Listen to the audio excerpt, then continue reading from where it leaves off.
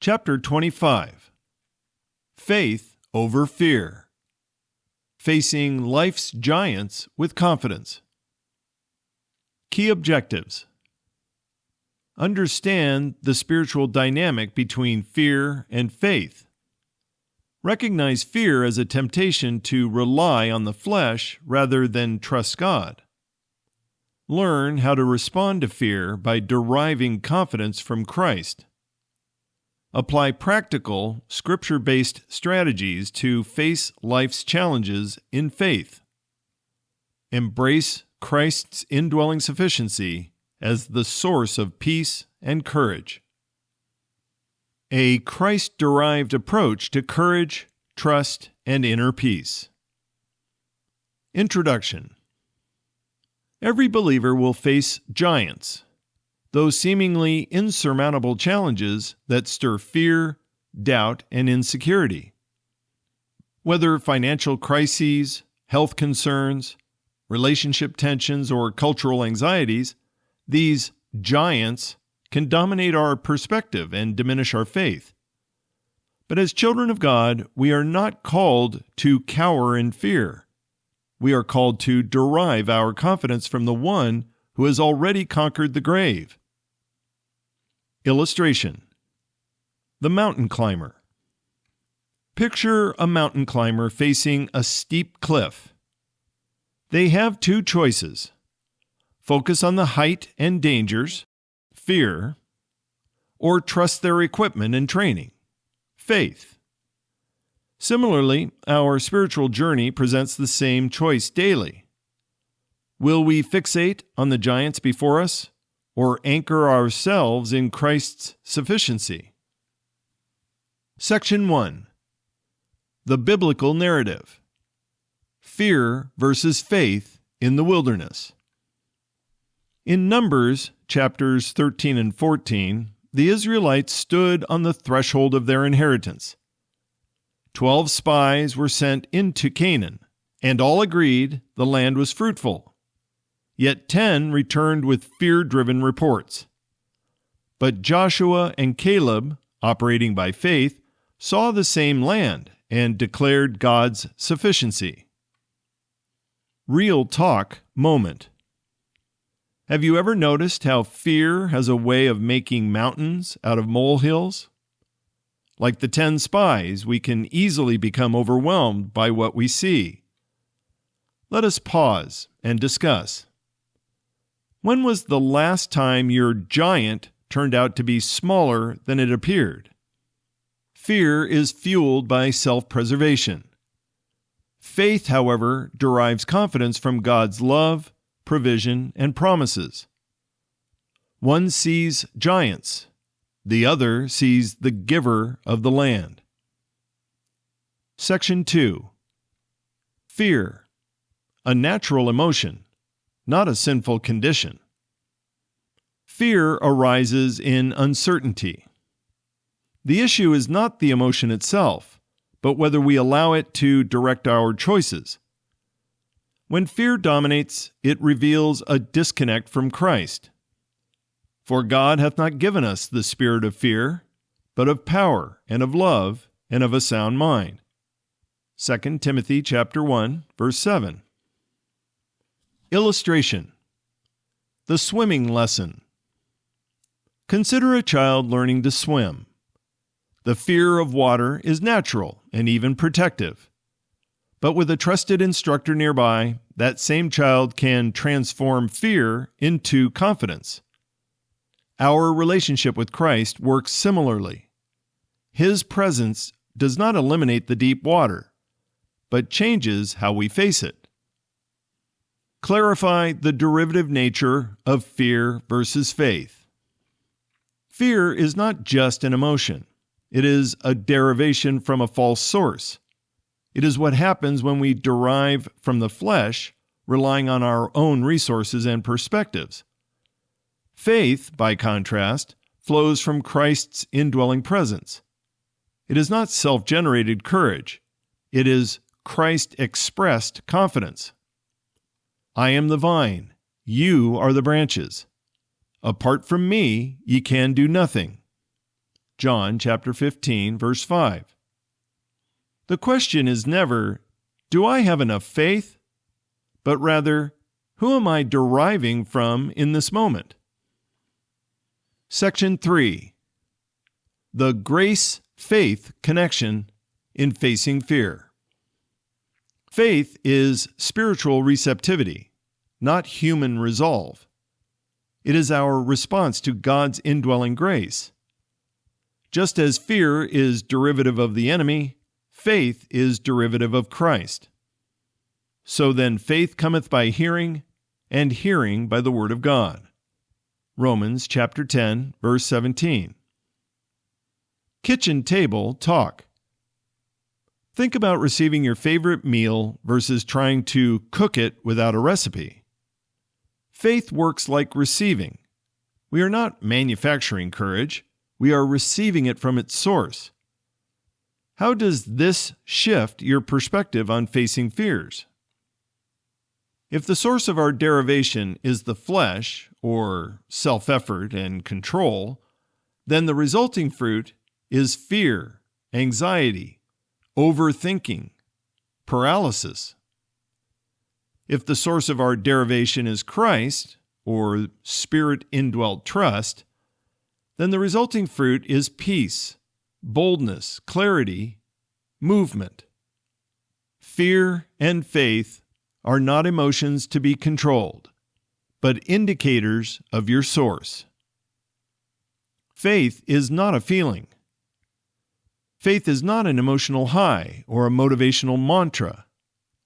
It is spiritual receptivity to the sufficiency of Christ. Faith listens before it speaks. Faith receives before it reacts. And faith stands not on feelings, but on truth himself. Section 4. Facing real-life giants. Faith in action. Whether facing cancer, betrayal, or cultural turmoil, believers can recognize God's presence. Isaiah chapter 41, verse 10.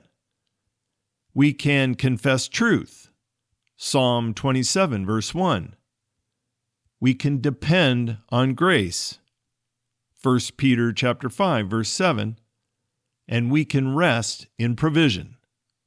Philippians chapter 4, verse 19. Case study. Linda's financial giant. Linda, a single mother, faced overwhelming financial strain. Her instinct was to work more, sleep less, and worry constantly.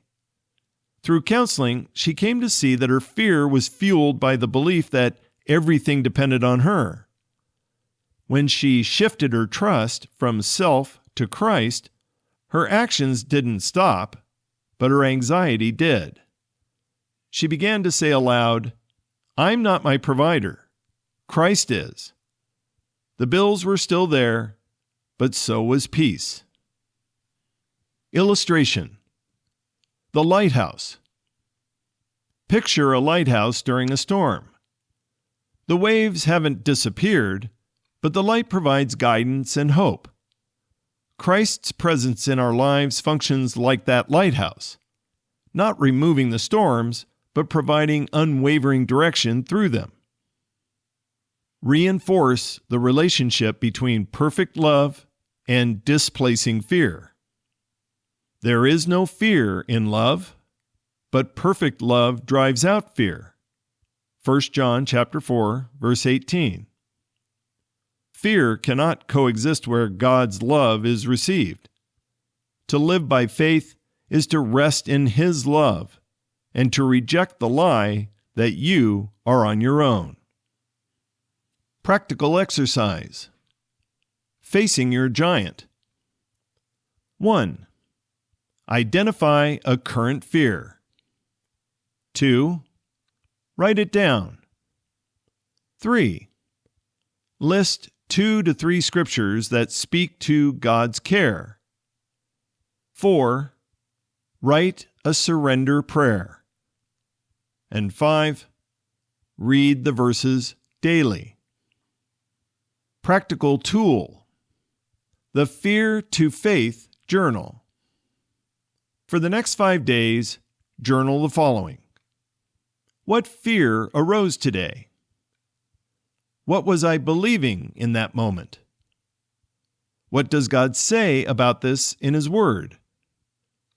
What would a faith-based response look like? Write a one-sentence reframe rooted in truth. Example: I'll never get through this situation.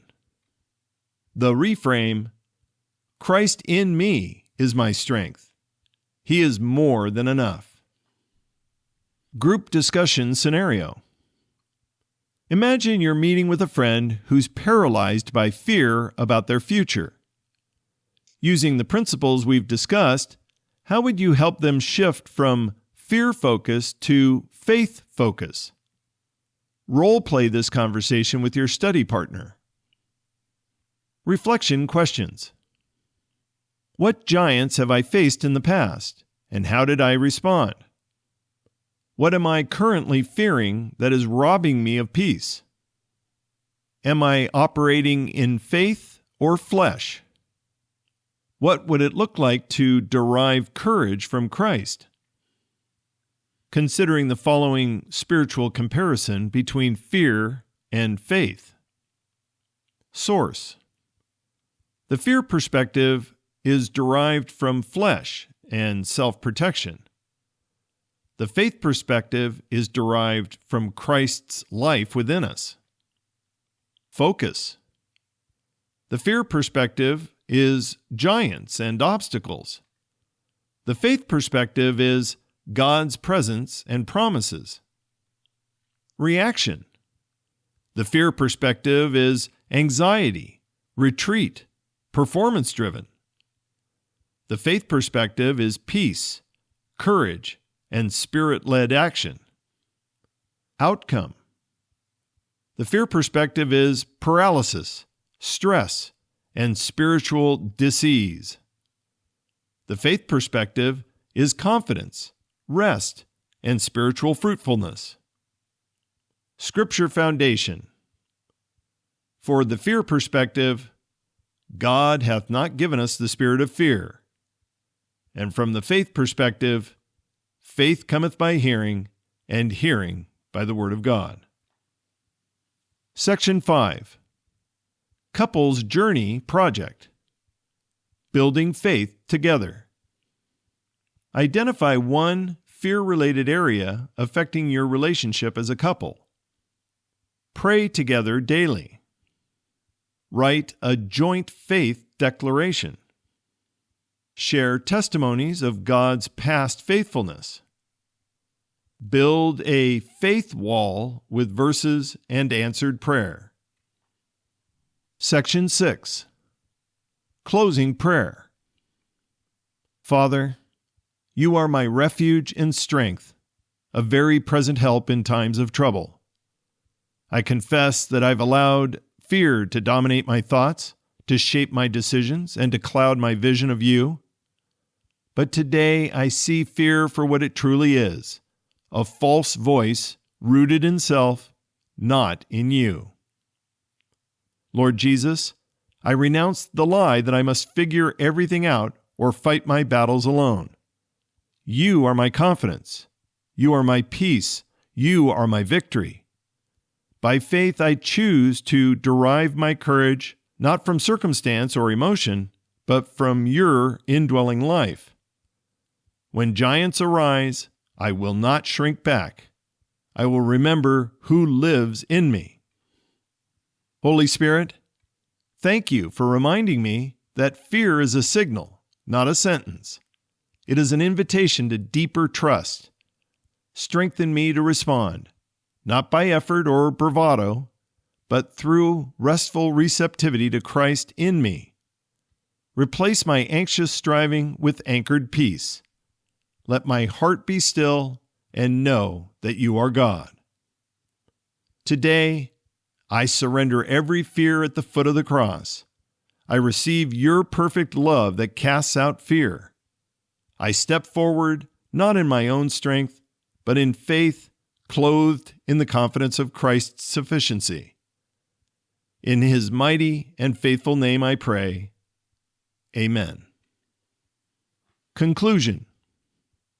The opposite of fear is not courage. It is faith. When we derive from Christ, fear has no place. Giants may rise, but we stand secure. As Caleb said, "Let us go up at once and possess it, for we are well able."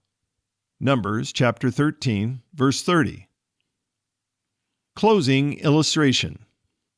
The garden. Think of faith as a garden and fear as weeds. We cannot just wish the weeds away.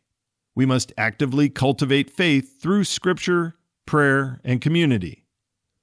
What are you planting in your spiritual garden today? Discussion prompts. Faith over fear. 1. Recognizing your giants. What giants stand before you? How have you responded in the past? What does a faith-based response look like? 2. Faith versus flesh. When have you relied on self-effort? How do you discern fear versus faith? 3. Perfect love casts out fear. How does God's love anchor you?